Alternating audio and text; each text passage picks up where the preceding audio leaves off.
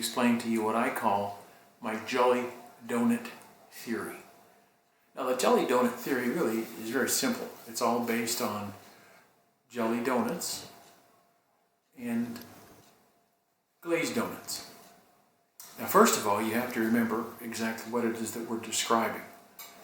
We're describing, of course, a motion segment.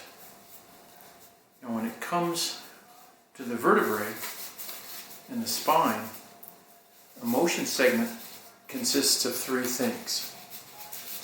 A motion segment consists of a vertebral body, a disc, and then another vertebral body. Let's just say, for purposes of illustration, that this is the anterior portion, i.e. towards the face. This then would be the posterior or the caudal portion of the disc, i.e. towards the buttocks or back. Okay, so anterior, posterior. Now, the jelly donut theory is very explicit, and it explains what happens to the nucleus pulposus, which is inside, of course, the disc. Remember, we have a motion segment, which is comprised of a vertebral body, a disc, and a vertebral body. This is the anterior portion towards the face. This is the posterior portion towards the tail, or caudal portion, posterior. Now, the jelly donut theory explains what happens, exactly what happens to the nucleus pulposus under certain circumstances. Now, remember, the nucleus pulposus is contained inside the disc. The annulus, the very tough, gristly cartilage of the disc, keeps the nucleus pulposus inside. If for some reason that annulus is destroyed or defective, it could cause some oozing, shall we say. Now, let's look at the things that would increase the chances of that happening. Here's your jelly donut. Actually, it's a Bismarck. It's a Labar's Bismarck, but you get the point. Crusty exterior, creamy soft interior.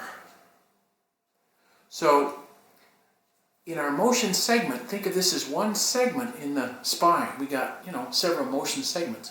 But this is one motion segment. If I wanted to, I could put another disc here. Now we have a motion segment plus another disc. But what would happen under certain motions? And I'm speaking especially about flexion and extension. If I flex, i.e. bend forward this way, if I flex that whole spinal unit forward, like I'm bowing,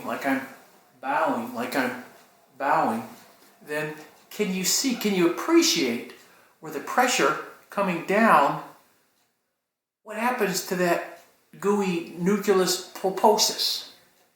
Yeah, can you see that? It goes posteriorly. Let me see if I can illustrate that. When I bend forward, the nucleus pulposus goes posteriorly and pushes back toward the posterior aspect of that motion segment. Now, all in good, what lives in the posterior aspect of the spine? Yeah, remember that? The narrow, or the nerve roots, the spinal nerve roots. And spinal nerve roots, they don't like that impingement that they're feeling from that nucleus pulposus. In fact, they don't like it, they get irritated. And folks, when nerves get irritated, they get angry. When they get angry, they send their signals all the way down that nerve. And you feel it, your patient feels it as numbness or tingling or a funny feeling on the back of their leg, right? And it's all because of this nucleus pulposus, this pressure caused, especially in flexing. There it comes again. That nucleus pulposus flexes forward and it pushes backwards. Now, common sense would say then, if we go into an extension extension motion, why that would cause that nucleus pulposus to shift anteriorly into the disc itself and relieve that pressure on the spinal nerve roots. And interestingly enough, that's exactly what happens, as long as it's not too aggressively, oozing into that area.